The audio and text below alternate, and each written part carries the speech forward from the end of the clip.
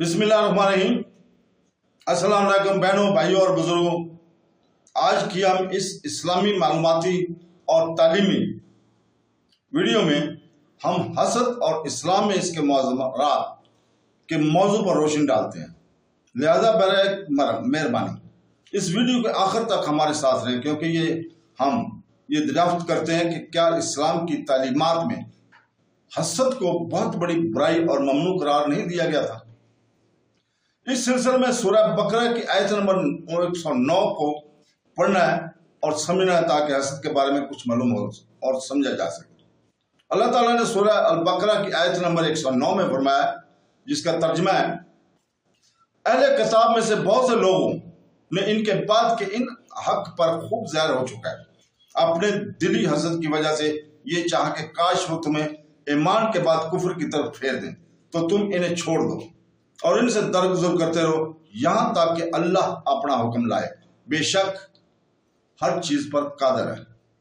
تو دوستو، جنگ احد کے بعد یہودیوں کی ایک جماعت نے حضرت حذیفہ بن یمان اور عمار بن یاسر رضی اللہ تعالیٰ عنہ کو معاذ اللہ مرتد ہونے کی دعوت دی۔ ان بزرگوں نے سختی سے رد کر دیا اور پھر حضور پاک صلی اللہ علیہ وسلم کی خدمت میں حاضر ہو کر اس واقعہ کی خبر دی۔ حضور نور صلی اللہ علیہ وسلم نے فرمایا، تم نے بہتر کیا اور فلاح پائی، اس پر یہ آیت نازل ہوئی۔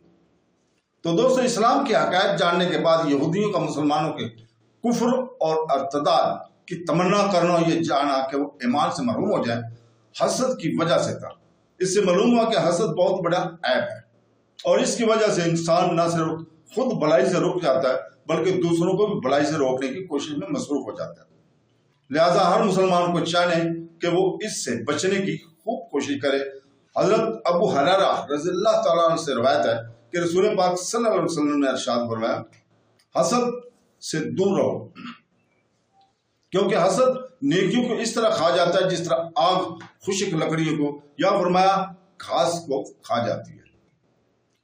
حضرت وہب بن منبع رحمۃ اللہ علیہ فرماتے ہیں، حسد سے بچو، کیونکہ یہ پہلا گناہ ہے جس کے ذریعے آسمان سے اللہ تعالیٰ کی نافرمانی کی گئی، یہی پہلا گناہ ہے جس کے ذریعے زمین میں اللہ تعالیٰ کی نافرمانی کی گئی۔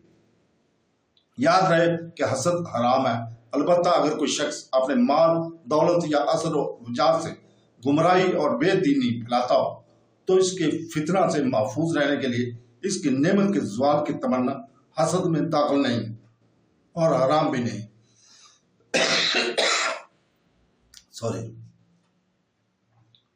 کفار کے ساتھ جنگ کے ذریعے بدلہ لینے کی بجائے نرمی کی تمام آیات کا یہ حکم ہے کہ وہ جہاد کی آیتوں سے منسوخ ہیں، جیسا کہ اس حکم کے آخر میں خود فرمایا، یہاں تک کہ اللہ اپنا حکم لائے، اور وہ حکم جہاد وہ قتال کا ہے۔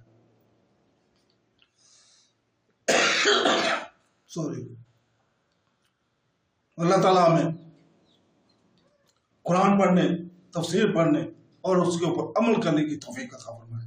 آمین۔